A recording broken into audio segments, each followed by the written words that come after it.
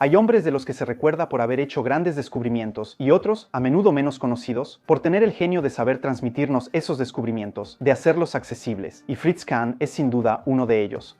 Porque este médico judío alemán, a principios de los años 30, publicó La vida del hombre, una obra en la que representa el cuerpo humano, como una máquina suntuosa, una máquina mecánica gigante, bien afinada, llena de una multitud de pequeños técnicos que trabajan constantemente, para permitirnos disfrutar de esta cosa asombrosa y bastante genial, la vida.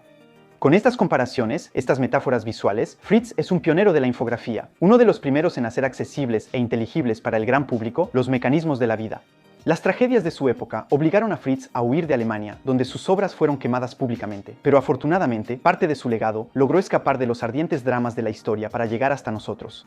Y para el 50 aniversario de su muerte, Arte, que por cierto hizo posible este video, gracias a ellos, creó un juego educativo para smartphone, Homo Máquina, que se inspira en esos trazos de lápiz, y retoma la idea del ser humano, visto como una enorme maquinaria, para intentar hacer comprensibles los sorprendentes procesos que se esconden dentro de nosotros. Ayudados por los gráficos de este juego, sazonados al estilo Fritz, vamos a sumergirnos para descubrir la fuerza de estas analogías y echemos un vistazo a lo que hay bajo el capó del humano mecánico. Empezando por nuestro cristalino, cuyo papel se puede comparar con el de las lentes ópticas en la fotografía. Para enfocar con una cámara fotográfica clásica, se cambia la distancia entre el sensor y la lente. Con un ojo humano, basta con que tus músculos deformen tu cristalino para cambiar sus propiedades. Es un poco como si cambiaras de lente a voluntad.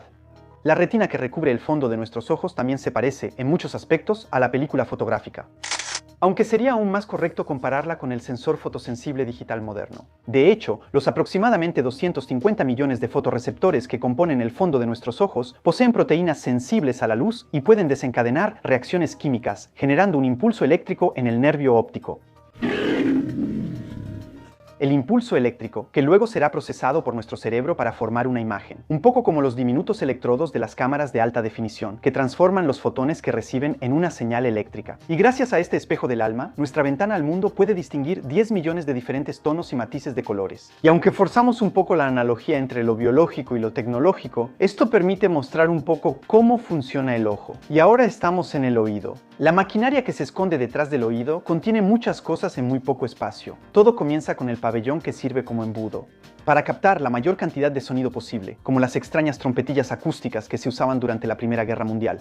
Luego interviene nuestro tímpano, una especie de membrana que lleva el ritmo por dentro y vibra según lo que escuchas. Es él quien transforma las variaciones de presión del aire en vibraciones que luego serán transmitidas hasta el oído interno por los huesecillos, 3 pequeños huesos, los más pequeños del cuerpo humano y también los más rápidos. El que llamamos el estribo, suspendido por los ligamentos del oído medio, es capaz de vibrar cerca de 20.000 veces por segundo. Y es más adentro, en el oído interno, donde las vibraciones serán transformadas en señales eléctricas para poder viajar a través de los nervios. Hasta el cerebro, el centro de control que no te dice todo y a veces hace funcionar la máquina en silencio. Cuando lo piensas, hay tantas cosas que hacemos sin pensarlo. Por ejemplo, mecanismos como la digestión o la respiración se gestionan automáticamente y en gran parte de manera inconsciente. La cabeza siempre controla las partes del cuerpo, nunca descansa, con la excepción de uno solo, el corazón, del cual solo controla los cambios de humor. Porque este tiene sus propias neuronas, capaces de desencadenar las contracciones a un ritmo regular, en lo que es seguramente el órgano más mecánico de nuestro cuerpo. Ahí encontramos 2 bombas pegadas una a la otra, cada una compuesta por una aurícula y un ventrículo que trabajan de manera sincronizada para hacer funcionar la máquina. Y eso 100.000 veces al día. En resumen, representar por medio de imágenes es hacer una elección. Simplificamos, exageramos los rasgos, pero esos rasgos pueden ser magníficos. Y mostrar parece hacernos recordar que todos somos, de alguna manera, joyas de tecnología, con una mecánica muy bien afinada.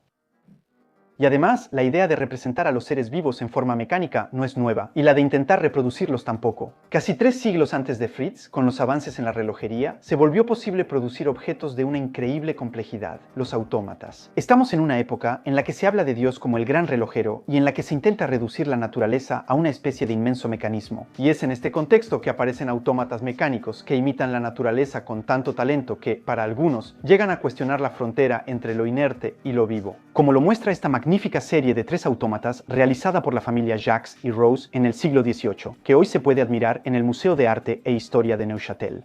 La primera máquina es capaz de dibujar mientras sus ojos siguen su mano o incluso de soplar el polvo que el lápiz ha dejado sobre la página. La segunda, cuyo pecho se eleva como si respirara, puede interpretar 5 piezas diferentes en su órgano y hacer una reverencia entre cada una de ellas.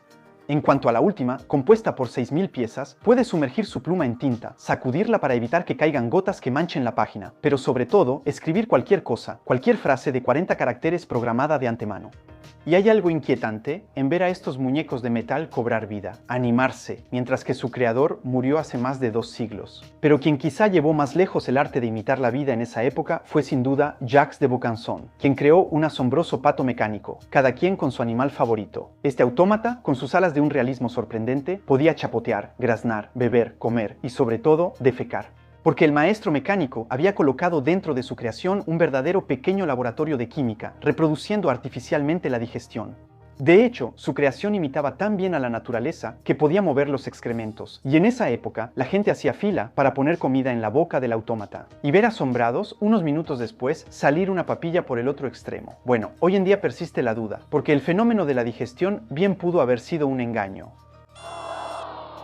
Pero de todos modos, nunca sabremos el final de la historia, porque el pato original se quemó en 1879. No deja de ser cierto que hay algo fascinante e hipnotizante en ver moverse estas copias de seres vivos, como si se le hubiera insuflado vida a un conjunto de engranajes cuidadosamente organizados. Bueno, obviamente, estamos lejos de parecernos a las máquinas metálicas y mecánicas en el sentido en que se entiende, y de todos modos, apenas hay suficiente hierro en cada uno de nosotros como para hacer un clavo grande. Pero no puedo evitar preguntarme si, en el fondo, la miniaturización y la complejidad del sistema son el único límite para la reproducción mecánica de lo vivo. Y si no somos, nosotros también, de alguna manera, máquinas de otro tipo. Autómatas dirigidos por cosas más pequeñas que nosotros y cuyas ruedas dentadas se llaman células, moléculas y átomos. Desde ese punto de vista, podríamos vernos como máquinas súper complejas, capaces de fabricar máquinas súper complejas. Lo que es seguro es que representar el cuerpo humano como una fábrica dirigida por pequeñas criaturas es increíblemente eficaz. Para convencerse de ello, basta con pensar en la serie animada Érase una vez la vida, o más recientemente en Intensamente o Homo Máquina.